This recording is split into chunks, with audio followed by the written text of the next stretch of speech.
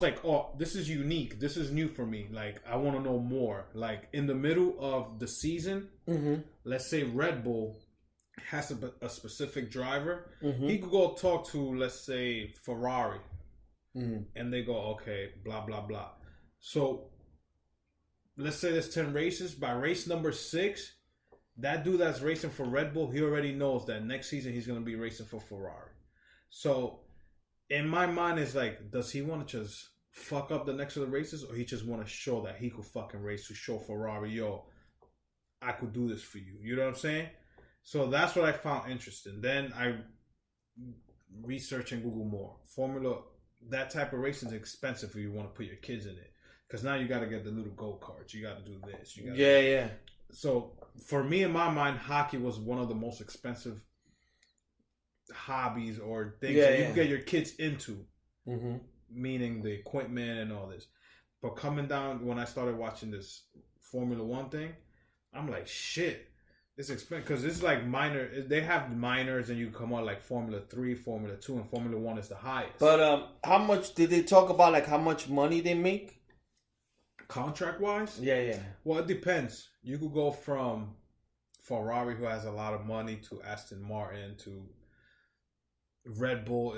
Red Bull don't even have a rate. Red Bull has a racing team because they're buying parts from different companies. Their main motor, who makes their motor for their car, is Aston Martin, and they have their own team. So not only are they making a motor for them, they're making motors for Red Bull.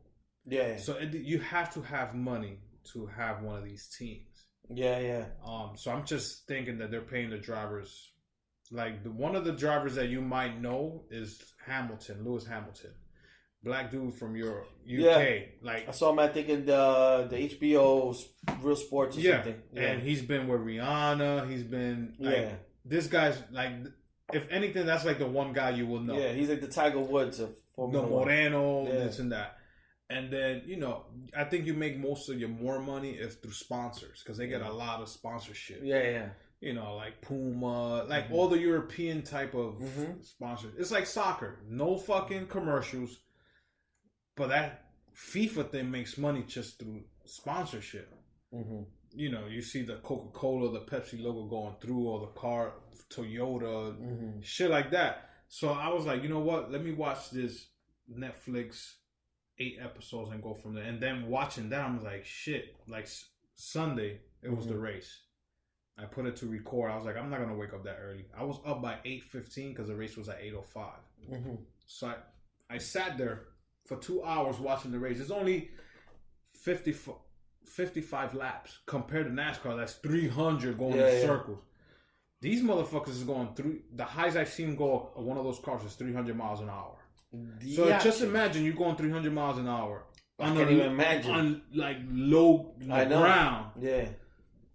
In the car show, I saw like four NASCARs, and I saw how fat them wheels are. And by the time the race ends, they've used it so much that it's shredded. The heat, the way the analysts and the commentators talk is, the tires are soft, they're medium. It depends on the ground and this. I'm like, I need to know more now, like about the tire and the motor. So I'm new to it, like you said before. I've heard of Formula One, but I was never into it. Now, it was the same for me. I knew about it, but I was never into it to like now. Like I started watching it more, and I'm like, shit, this fucking sport. They're just racing here and there, but it's not just that. You gotta have strategy, your team. It's like me and you in the same team, but we could race each other, and we don't have to like each other because I want to win. The more races I win, the more money I'm gonna get from the team. You feel me? So it's a pretty cool sport. It's too late for me to get into it. I would love to be one of those fucking races, like just vroom, going. Yeah. You feel me? Well, what I'm thinking, because you guys are talking about doing that next. I'm thinking maybe my plan is maybe to buy season tickets for Chicago Bears at some point, like for like some cheap seats, and I'm trying to sell them and make money. Yeah. Well, my plan will be probably to go maybe twice a year to a game, either by driving or flying, or one driving, one flying. Yeah. But that's what I'm thinking of doing. I want to see if I could do something like that now. Or I'm also thinking, if not, this will be my first trip that I do with you guys, maybe next year, is to do like one of my homegirls I used to work with. I think you came with me to her Christmas party. Somebody did. It wasn't 231st. Yeah, they had an ugly sweater Christmas party. Oh, no, it wasn't me. I always wanted to go to an ugly Christmas sweater. Yeah, I forgot. Maybe it was Milton. Somebody came with me. No, I think it was Jesus. So, they're a couple, and she's a San Diego Charger fan. She's the Charger fan. Her man got on the bandwagon. He's from New York, but because she's so much into it, so every year, her and like a group of people from San Diego, they go to a road game. Okay. And they go to cool places. So they went to New Orleans. They went to go see a Saints in San Diego. They went to Tennessee. So I want to do something like that maybe next year. Yeah. That I'll probably maybe go with my girl or something like that to go to like a road game somewhere cool. Something like a Tennessee. Like after watching the draft this week, I was like, shit, I would like to go out there. Yeah, yeah. Speaking of the draft, how are you feeling? Because I know we did the podcast on Wednesday. So the NFL draft was on Thursday. How was... So, I'm always pumped for the draft. I have a ritual. I either order Chinese food, get dinner, 8 o'clock, boom. Sit there, watch the whole thing. Come into our draft picks. Everybody wanted that kid Haskins. I wanted that kid Haskins. But we get a kid named Daniel Jones. Yeah. You got to go with what you... As a fan, we want to get the popular player. Yeah. You know what I'm saying? They see something on this kid from Duke that I haven't seen. But the videos I've watched, he has his accuracy in the deep ball is not there. But he's what they call it, a maneuver or like running out the pocket. Yeah, he's shifting. He's not Eli. He's not Peyton. Yeah. Those guys stay in the pocket. Either I'm going to throw it or you're going to hit me. This guy's almost the same, but he can move out. As I was listening to Michael K today, he's like a Eli Manning version 2.0. You know? Then it got into the racist comments. The Giants organization is racist because they don't want to draft a black shit, for real? Yeah. Fans were calling. Yeah. Oh, they're racist because they don't want the face of their organization to be black. I have no proof yet. I have nothing. But if you're a racist, why would you draft Saquon Barkley last year? Yeah. You could have drafted Sam Darnold or any of these white quarterbacks. I'm not there yet. But the only black quarterback that started for them was Geno Smith one game last year. I'll tell you one thing. So, I mean, I'm not a Giants fan or whatever, and I don't know, I like who to pick and stuff like that, but the one thing that I could see that if I was like an owner that would be turned off is that kid, Haskins or whatever the fuck is his name, during the draft, this motherfucker was chilling there like if he didn't want to be there. So wherever they turned the video to him, he's just on his phone. So when the Giants went to pick, because I actually saw the Giants, you guys had number 6? You guys had number 6? Yeah. So when it was like the Giants number 6 pick, he was just like on his phone, and then he put like, they show his reaction, like he was just like laughed because they didn't pick him. But it just seemed like a person who's like thinking they're too good. You know what I'm saying? Yeah. Like that would bother me. Like he thought he was supposed to be the one. Like for them. Like the Bears, we need a wide receiver because we don't have any like true wide receiver. And they were talking about Antonio Brown. If I would like to take Tony Brown, yeah, I would. But just to like the way he is as a dick and shit like that, he makes it about himself. Sometimes it causes more of an issue. Yeah. So it's like I'd rather have just like a people who want to play. But that's one thing that turned me off. And I'm like, we're not even in the draft. But with that guy, he's like he didn't give a fuck. Yeah. And I'm good with all the picks we did. We even moved up. We got pieces that we needed. Yeah. We got a receiver here. Do we need receivers? No, but we could build. We got a linebacker, offensive lineman. We had so many picks that I couldn't keep up. We're lucky. We got a cornerback. We only got 5 picks. Dude, it's that the trades we did. And we were third.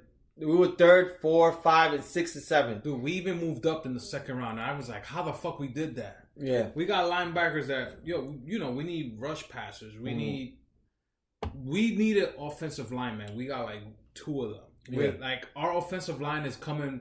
So, I know you're not a Giants fan, but when we had Ahmad Bradshaw, we had Jacobs, we had a fucking line that it was incredible. It almost feels like that line is going to come back.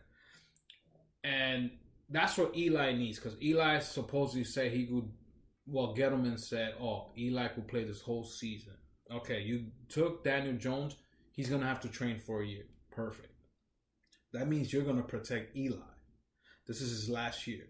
You need to give him that O-line to protect him. Now you got Golden Tate, you got Shepard, you got Ingram, you got Barkley who plays like a receiver. You got the fucking weapons.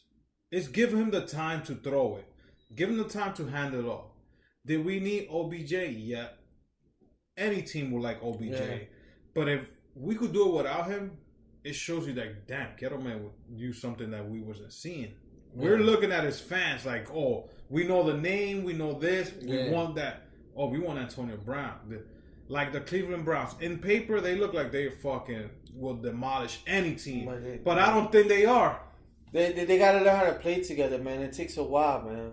It takes a while. Just like the Jets. The Jets look like on paper, they got the running back, they got this, they got defense. They drafted what they needed. That's one thing against the Jets. They did pick up the positions they needed. They got the best. They needed a running back. They got the best player in the draft, which was Quentin. I think he's off linebacker. He was pick number perfect. Your defense is fucking going there. Yeah. Your O line's already good, not great, but you got a running back that doesn't need a fucking O line because he's created these running plays like no other. Yeah. You know what I'm saying? So the Jets did what they did. We had like 10 picks, and I'm like, what the fuck? The one thing I can say with the Bears, so we picked supposedly some guy. Didn't you guys get a wide receiver? We got like 1 or 2, but our first pick, which is our 3rd round, like 162, was a running back, and supposedly this guy, like, he's good. Let's see. Like, honestly, we done pretty good in the drafts. Like, we drafted Jordan Howard, who turned out good for us. We drafted Tariq Cohen, who did good for us. But this running back, supposedly, his name is David Montgomery. He's like related to somebody. I think this guy, that Blanquito comedian, posted him. Okay. What's his name? Gary Owens. Oh, he had a picture with him. He was like, because his father, when Gary Owens' father had something, his father was a coach, the guy for the Bears. Okay. And his father did something. He was like a doctor or something. So supposedly they say he got good character and he runs hard. So we're hoping he'll be good because we don't really got a running back right now. So but I'm excited of the trip. I mean, we basically Evander Holyfield's son got drafted. Yeah, but he was what they call undrafted, restricted, or unrestricted. What nobody took him in the draft. So the Carolina Panthers picked him up. He's a wide receiver. So one thing, and we'll finish off with sports people. One thing I wanted to, me and Byron were having this conversation. So because I was watching that show on the block, there's one funny episode. Okay. That they show a home base, right? And they told the girl, because they're trying to set up a guy, like it's like a pageant for the guy, like which girl will you date? And they told the girl, if you were with him, an example, if you were Al, this is in high school, what base will you go to? Oh, okay. And she takes a finger, she goes first, second, third, home. And he goes, holy shit. Yeah. So, can you break down the bases and what it was for you? Because everyone has their own. So what's first, what's second, and what's third? Yes, because I was having a conversation. I'm going to have you get it started. Yeah, I got to pee. You took my spot. I asked Albert the questions. I could go piss. But this motherfucker goes piss on me. So, this is the way I understand it. First base